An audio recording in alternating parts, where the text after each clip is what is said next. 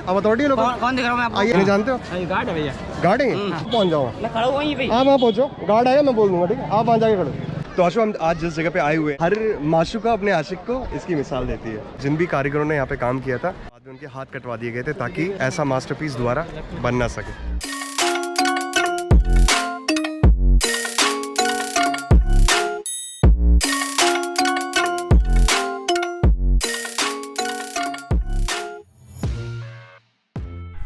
मैं अपने ससुराल आया हुआ था आशु को लेने के लिए, और ये हमारे पापा जी हैं। पापा जी शर्मा रहे हैं अभी ना बहुत ज्यादा।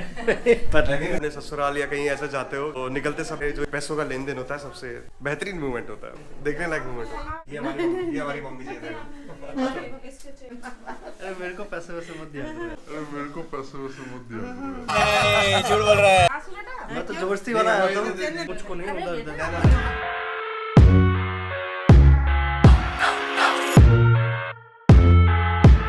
पूरे 12 साल हो चुके थे मुझे आगरा का ताजमहल देखे हुए, एंड आज तो ससुराल से कमाई भी हो गई थी। बारी थी बीवी की फरमाइश पूरी करने की एंड मैडम को ताजमहल घुमाने की। पार्किंग यही आगे गाड़ी नहीं जाती क्या? तो यहाँ से कैसे जाना है? ठीक 1 घंटे बाद हमारी गाड़ी पहुंच चुकी थी ताजमहल की पार्किंग पर। ठंडे ठंडे सोडे से अपने कंठ को तरोताजा करने के बाद अब बारी थी यहाँ से आगे बढ़ने की, क्योंकि यहाँ की ये धूप सर्दी में भी गर्मी का एहसास दिला रही थी।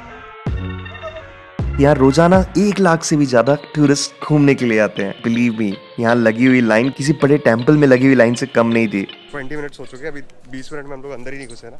यहाँ पे सिग्नल आ नहीं रहे, ना जियो में सिग्नल आ रहा है ना एयरटेल में सिग्नल आ रहा है। टिकट्स ऑनलाइन कर दिए, अब टिकट बुक हो नहीं रही है, टिकट बुकिंग का इंतजाम कर रहे हैं। जो गाइड्स आ रहे हैं they are charging somewhere around, कितना ले रहे हैं आशु? 1000 से 1500 तक ले रहे हैं। हाँ, 275 से 1400 रुपये, 1000 रुपये कौन पे करेगा इतना?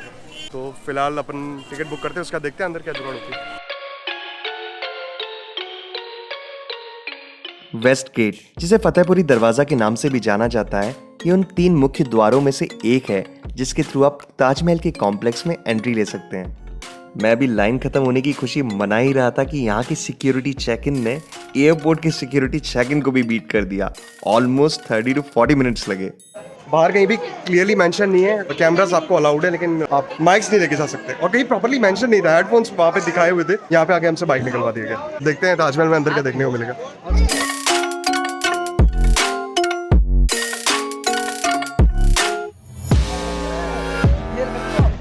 सामने दिख रही इस इमारत का नाम है फतेहपुरी गेट। इसको देखकर कोई भी ताजमहल की भव्यता का पता लगा सकता है। इसकी छत पे की गई नक्काशी एवं इसका मुगलकालीन वास्तुशिल्प देखते ही बनता है। और इस गेट से ठीक सामने धूप में जगमगाता हुआ ताजमहल मानो आपका स्वागत करता हुआ नजर आता है।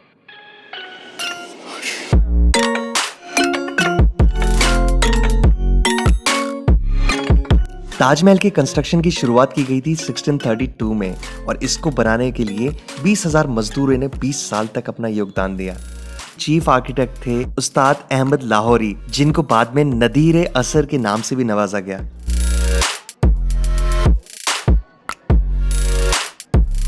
ताजमहल आपको पीछे की साइड दिख ही रहा होगा। ताजमहल पे पहुंच चुके हम लोग, जस्ट एंट्रेंस पे। माइक नहीं है तो थोड़ा बहुत आवाज़ में मफल आ रहा होगा तो माफ़ कीजिएगा, लेकिन हाँ, जैसे आप एंट्रेंस से घुसते हैं और आप ताजमहल की तरफ जाओगे ना, आपको शूज़ पे ये नीचे दिख रहा है आपको, ये 5 रुपीज़ के कवर आते हैं, आपको पहनने पड़ेंगे। रीज़न भी जो अपना ताज है वो आइवरी मार्बल से बना हुआ है, वाइट मार्बल से, और ये बहुत जल्दी गंदा होता है। आप देखेंगे तो थोड़ा येलो स्टेंट आ गया होगा, तो उसको क्लीन रखने के लिए ये पैरों में डालना ज़रूरी है। ताजमहल एक वर्ल्ड हेरिटेज साइट होने के साथ साथ विश्व के 7 अजूबों में भी शुमार है, और इसका मेन श्रेय जाता है इसके मुगलकालीन कंस्ट्रक्शन को, जो देखने में बहुत ही अनूठा लगता है। कहा जाता है कि उस समय हजारों हाथियों का प्रयोग किया गया था ताकि इसमें लगने वाली कंस्ट्रक्शन सामग्री को यहाँ तक लेके आया जा सके। ताजमहल के निर्माण में विभिन्न प्रकार के मार्बल्स एंड क्रिस्टल्स का यूज किया गया, जिसमें जस्पर जो कि पंजाब से, जेडी क्रिस्टल जो कि चाइना से, टॉर्कॉइस जो कि तिब्बत से, सफायर जो कि श्रीलंका से मंगाया गया था। ताजमहल के अंदर बने स्टोम में शूटिंग करना और यहाँ पे एरियल फुटेज लेना अलाउड नहीं था। मार्बल पैनल पे की गई कैलीग्राफी का श्रेय अब्दुल हक शिराकी को जाता है। ताजमहल का निर्माण यमुना रिवर के किनारे करा गया था। इसके कंस्ट्रक्शन एंड मेंटेनेंस में यमुना रिवर का एक बहुत ही अहम रोल रहा है।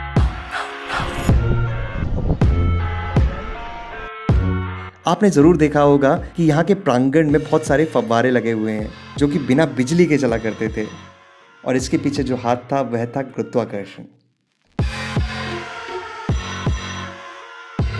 अब बारी थी ताजमहल के लेफ्ट साइड में बने हुए इस मॉस्क को देखने की। इसका निर्माण फ्राइडे की नमाज को अदा करने के लिए बनाया गया था। इसके निर्माण में रेड स्टोन एंड मार्बल का प्रयोग किया गया। तो आशु, हम आज जिस जगह पे आए हुए हैं ना, हर माशूका अपने आशिक को इसकी मिसाल देती है और ये बोलती है कि भाई शाहजहां ने तो मुमताज़ के लिए ताजमहल बनाया था, तुम मेरे लिए क्या बनाओगे। तो बेसिकली ये जो जगह है शाहजहां ने मुमताज़ की याद में बनाई थी। मुमताज़ जो उनकी बेगम थी, वो जो उनकी 14वीं सुल्तान थी, उनको जन्म देते हुए उनकी डेथ हो गई, तो उनकी याद में उन्होंने ये ताजमहल बनवाया था। हाँ। मेरी याद में क्या बनवाएगा? तेरी याद में बनाऊंगा ना, तेरी याद में लेके चलूंगा मैं, टेंशन भी ले रही है। ठीक है ना, मुमताज की याद में। जहाँ तक है ना, ताजमहल की जो शुरुआत थी, इसका जो कंस्ट्रक्शन है, ये 1632 या 1622 समवेयर इस अराउंड में चालू हुआ था। मैं एक्चुअल डेट नीचे डाल दूंगा। और इसको बनने में समवेयर अराउंड 20 ईयर्स लगे। और बोला जाता है कि जिन भी कारीगरों ने यहाँ पे काम किया, अभी ये मुझे पता नहीं कि ये ट्रुथ है या हाँ, तो जिन भी कारीगरों ने यहाँ पे काम किया था, बाद में उनके हाथ कटवा दिए गए थे ताकि ऐसा मास्टरपीस दोबारा बन ना सके। 2 फिल्मी स्टाइल फोटोज के बाद अब बारी थी यहाँ से बाहर जाने की, क्योंकि धूप बहुत ही तेज निकल आई थी। तो कौन सी मूवी थी बता, जिसमें ताजमहल को बेचा गया था? बंटी और बबली, सबने देखी होगी ना। बंटी बबली थी, जिसमें अमिताभ बच्चन है और इवन ये भी है, अभिषेक बच्चन भी है और ऐश्वर्या राय है। तीनों का ट्राई होता है। उस मूवी में दिखाया गया था कि ताजमहल को बेचते हैं। शॉर्ट था वो, लेकिन that was an epic scene to see, right? आप लोग भी देखिएगा। बबली का पार्ट 2 आ रहा है।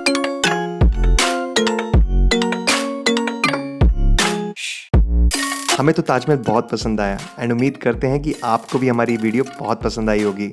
तो अब समय फटाफट से जाके सब्सक्राइब बटन को प्रेस करने का एंड बेल आइकन को दबाने का, ताकि आने वाली और भी वीडियोस हम साथ में साझा कर सकें।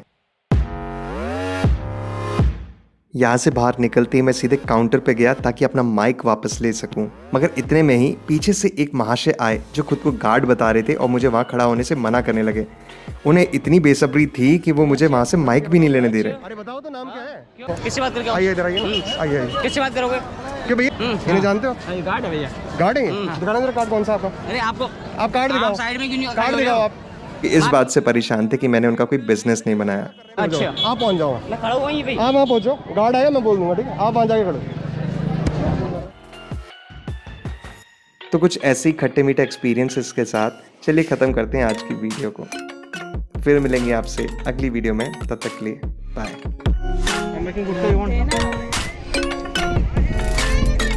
सही है यार।